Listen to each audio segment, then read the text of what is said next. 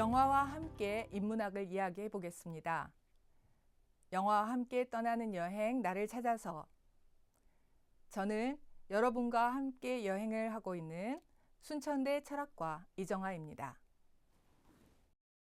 출발에서 도착까지 10개의 이야기를 나누고 있는 이 여행이 벌써 5번째 여행입니다. 여러분은 이 여행을 하시면서 얼마나 즐거우셨고 또 어떤 기대를 하고 계실지 궁금합니다. 오늘은 어떤 이야기를 나누며 또 어떤 영화를 만나게 될지 여러분 함께 떠나보도록 하겠습니다. 자, 5번째 이야기. 출발하면서 던지는 우리들의 질문은 산다는 것은 뭘까입니다. 유행가에 나오는 가사 같기도 하고요. 연세가 지긋하신 분들이 술잔에 기울이면서 하시는 조금은 무거운 푸념과도 같은 이 말, 산다는 것은 뭘까? 그런데 과연 연세가 지긋하신 분들만 하시는 말씀일까요? 취업으로 지친 20대, 30대, 심지어는 초등학생들까지도 요즘은 산다는 게 뭘까 하고 넋두리를 한답니다. 그럼 무엇이 우리를 그렇게 힘겨운 이 질문을 하게 만드는 걸까요? 대체 산다는 것은 무엇이길래 이 무거운 질문을 우리는 시시때때로 하게 되는 걸까요? 이 질문을 담고 있는 우리가 함께 동행할 영화는 캐스트 어웨이라고 하는 2001년도 미국의 영화입니다. 오른쪽 포스터에 있는 저 남자의 표정을 한번 보시죠. 무언가 진지하고 그러나 힘겹고 고단한 표정이 역력합니다. 톰 행크스는 이 영화에서 톰 행크스인지를 알아볼 수 없을 만큼 수염이 덥수룩하고 야윈, 무인도 생활을 그려냈습니다. 많은 분들이 이 영화를 보셨을 텐데요. 아래에 보이는 저 배구공은 무인도에서 이 사내에게 유일한 친구가 되어준 윌슨입니다. 저 윌슨은 무인도에 있던 주인공에게 가족이고 친구이고 또 유일한 사랑하는 연인이었습니다. 그에게 산다는 건 과연 무엇이었을까요? 이러한 질문을 함께 가지면서 오늘 여행을 떠나봅니다.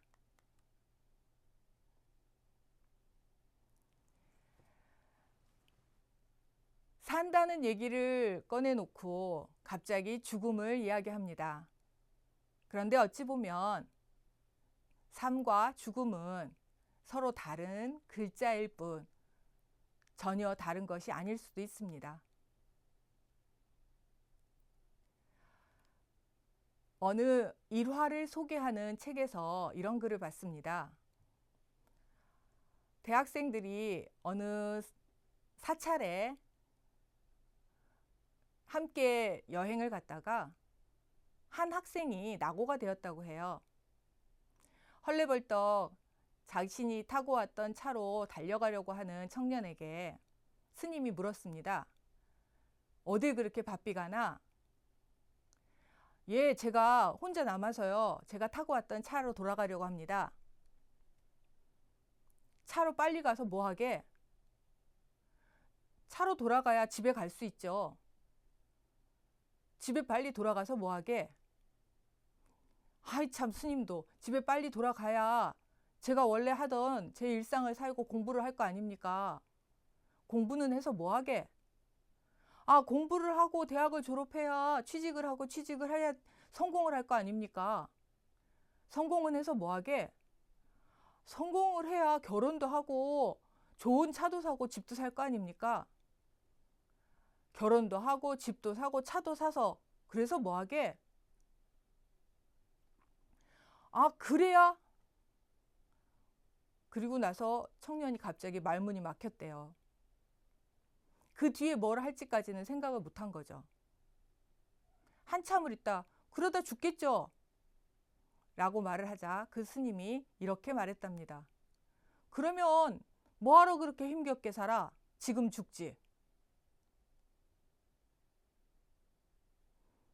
그 청년은 후일에 무언가를 깨닫고 머리를 깎고 스님이 되었다고 하네요. 무엇을 깨달았는지까지는 기억이 나지 않습니다만 저한테 물어봤으면 뭐라고 답했을까 다시 한번 생각해 봅니다. 산다는 이야기를 하면 우리는 죽음을 떠올릴 수밖에 없게 되는데요. 그런데 이 영화와 관련해서 저는 여러분에게 세 가지의 죽음을 이야기해 봅니다. 먼저 첫 번째는 생물학적 죽음입니다. 말 그대로 몸이 죽은 거죠. 사진의 오른쪽에 장례식장 모습이 있는데요. 몸이 죽으면 사람들이 와서 조문을 하기도 하고 혹은 저런 사회적 형식이나 이런 것이 없더라고 하더라도 병원에서 사망 진단이 내려지죠. 두 번째는 사회적 죽음입니다.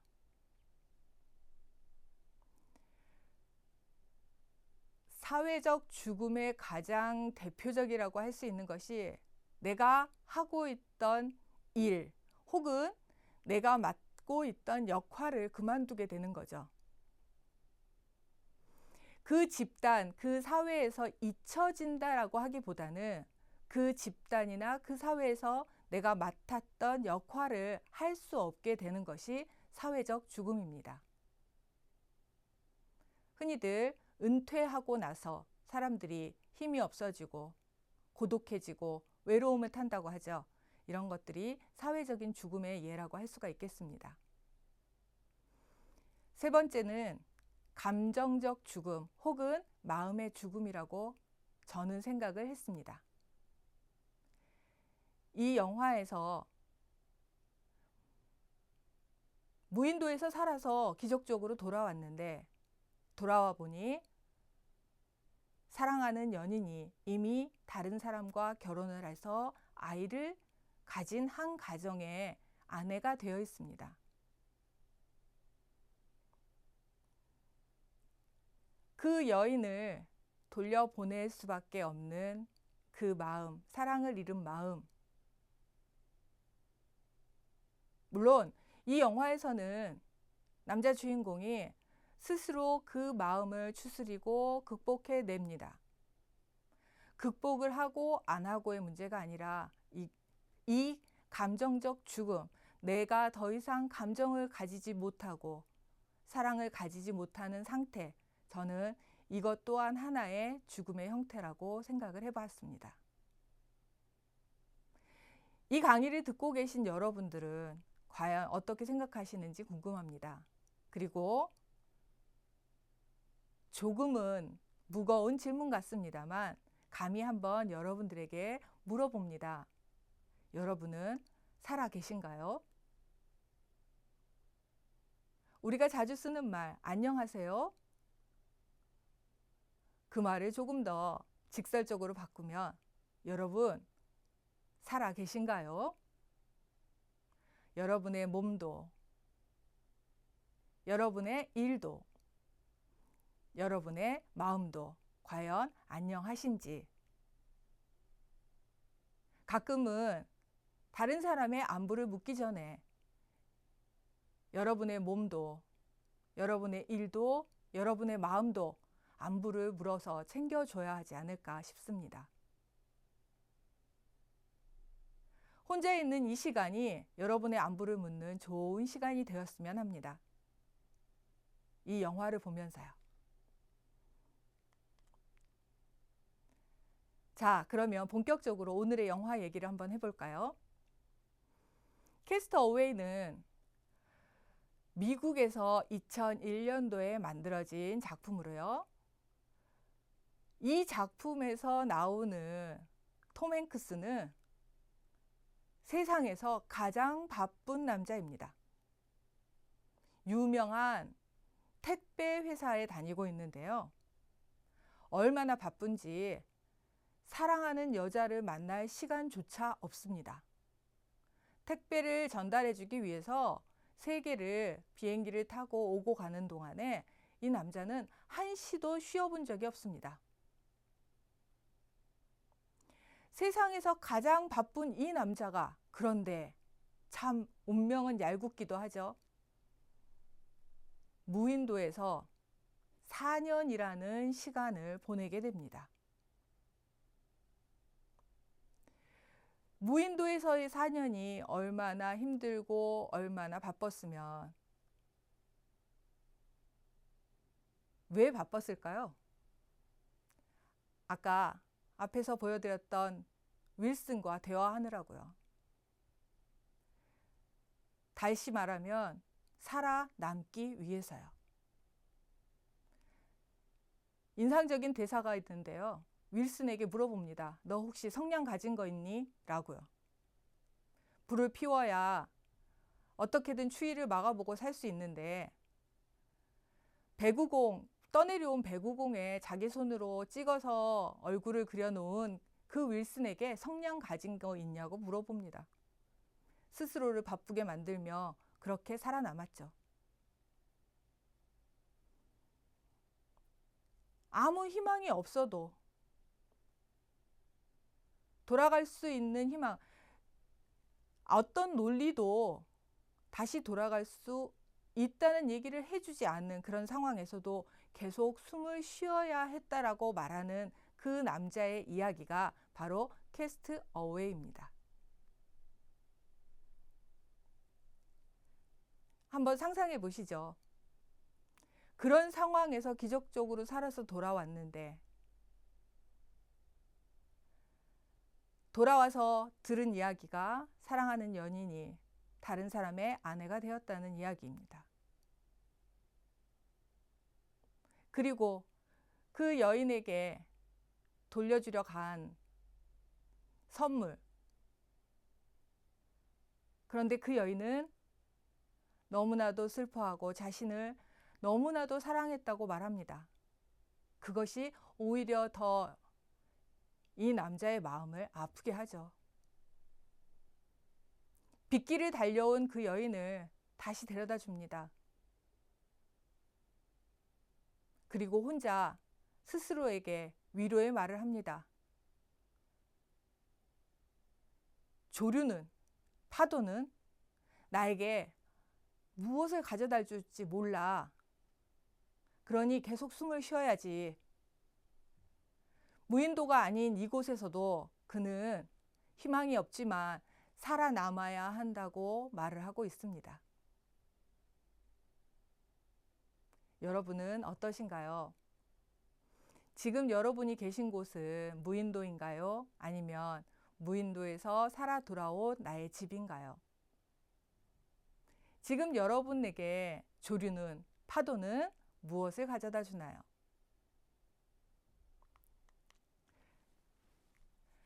이 영화의 제목이기도 한 캐스트 어웨이는 두 가지의 뜻을 가지고 있습니다. 하나는 낭비하다라고 하는 뜻을 가지고 있고요. 또 하나는 제거하다라고 하는 뜻을 가지고 있습니다. 세상에서 가장 바쁜 남자 척은 무인도에서 그의 시간을 cast away, 낭비했을까요? 아니면 제거했을까요? 연애할 시간도 없이 바삐 살던 그 남자가 4년이라는 시간을 아무것도 하지 않은 것일까요? 아니면 자신에게 중요한 자신의 삶을 돌아보고 나를 돌아보기 위한 시간으로 만들기 위해 모든 것들을 제거한 것일까요?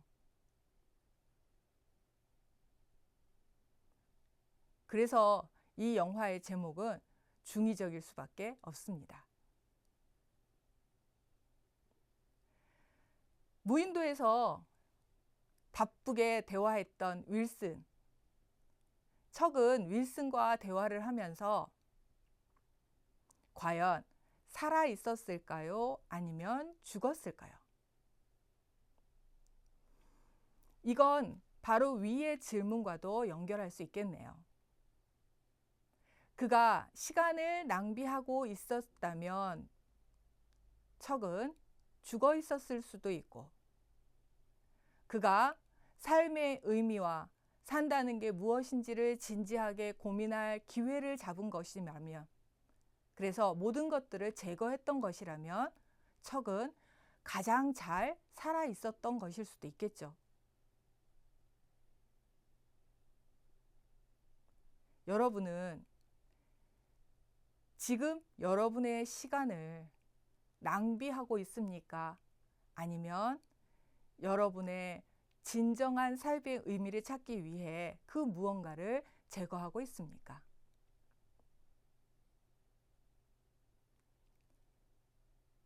무인도에 있는 척의 모습이 나의 모습이라면 나는 살아있는 것일까요? 죽어 있는 것일까요?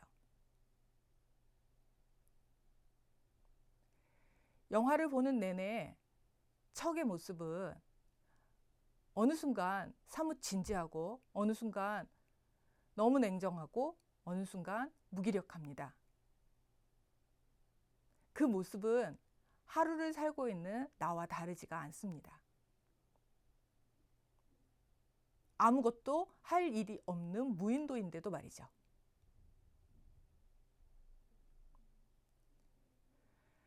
영화의 마지막 장면에서 척은 갈림길에 서게 됩니다. 사방으로 뻗은 길 한가운데에서 자신의 택배를 받게 될 그 아가씨에게 길을 물어보고, 그리고 그 길에 선 척은 무슨 생각을 할까요? 영화의 엔딩씬은 아무것도 우리들에게 말하지 않고 여러분에게 질문만 던지고 끝을 냅니다. 자, 저 갈림길에 선 척에게 파도는 무엇을 가져다 줄까요? 그 아가씨와의 새로운 사랑을 가져다 줄까요? 만약 그렇게 생각하셨다면 굉장히 낭만적이신 거죠. 자신의 직업으로 다시 뛰어들어서 또 바쁘게 살아갈까요? 그렇게 생각하셨다면 여러분도 약간 일 중독일 수 있습니다. 그도 아니라면 여러분은 무엇을 상상하셨습니까? 척이 저 길 위에서 무엇을 생각하고 있을지, 그 생각이 바로 여러분이 그 길 위에서 갖게 되는 생각일지도 모릅니다. 갈림길은 시시각각 우리 눈앞에 나타납니다. 그 순간순간 우리는 가끔은 빠르게, 가끔은 한참을 서서 선택해야 합니다.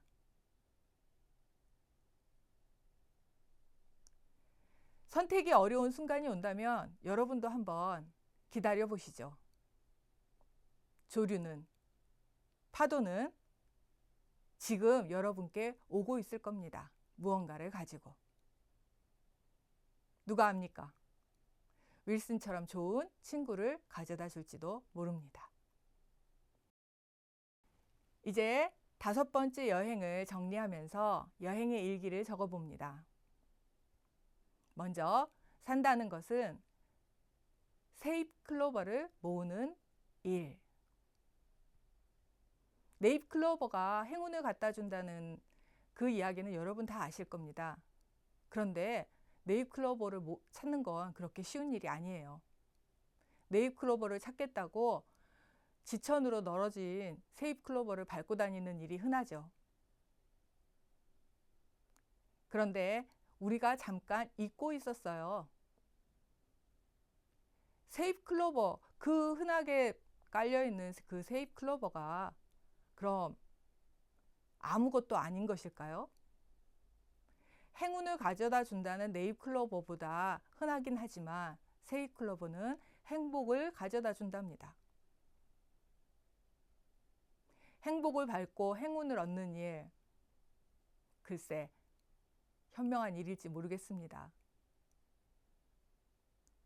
하루하루 조금 너무 평범하고 적당히 지루하고 재미없어 보이지만 그 하루하루가 나의 것이기 때문에 소중한 것이죠. 자세히 들여다보면 너무 같아 보이는 어제와 오늘은 다르게 보이는 면이 있습니다. 어제 입었던 옷이 오늘 다시 입는다고 해서 그 옷이 오늘 내가 입은 옷과 같을 순 없어요. 왜요? 내 마음이 다르니까요. 그 속에서 느껴지는 체온이 다르니까요. 두 번째로는 나의 감정을 느끼며 사는 것이 나로 사는 것이다. 타인의 감정을 염려하고 타인의 감정이 안녕하신지 안색을 살피고 그것이 너무 익숙해져서 나의 감정은 그리고 나의 생각은 기꺼이 포기하고 사는 것이 너무나 익숙한 나의 삶. 그래서 집에 오면 가끔 그런 생각을 합니다. 난 오늘 뭘 하고 살았지? 가끔은 싫은 건 싫다고, 좋은 건 좋다고, 맛이 있는 건 맛이 있다고, 맛이 없는 건 맛이 없다고 말하고 싶습니다. 적어도 내가 먹고 싶은 것과 내가 먹기 싫은 것, 내가 하고 싶은 것과 하기 싫은 것은 구별할 수 있어야죠. 하기 싫지만 어쩔 수 없이 해야 하는 일, 그것은 마음을 내어서 하는 일이죠. 그러나 마음을 내서 한다고 해서 그것이 좋아서 하는 것은 아닙니다. 콩자반이 싫지만 나의 건강을 위해서 먹어주는 것이죠.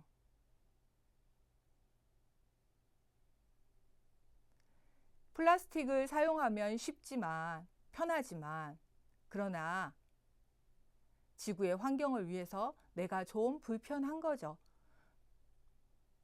개인 컵을 가지고 다니고 텀블러를 가지고 다니는 게 편해서 하는 일은 아니에요. 편해서 가지고 다닙니다. 나는 이게 좋아요 라고 나의 감정을 속이고 거짓을 말하는 것, 그건 나의 죽음을 부추기는 일이 될 수도 있습니다. 마지막으로 그럼에도 불구하고 선택하는 삶이라고 일기를 적어보았습니다.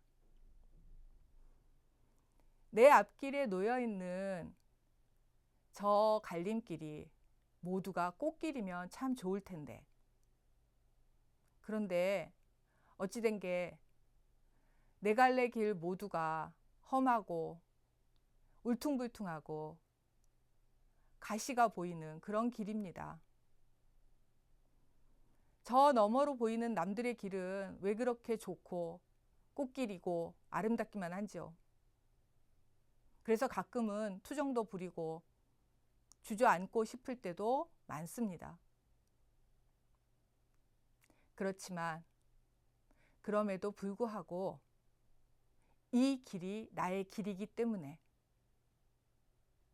나는 이 길을 갑니다. 라고 말하고 싶습니다. 나에게 주어진 이곳이 무인도이기 때문에 나는 죽습니다가 아니고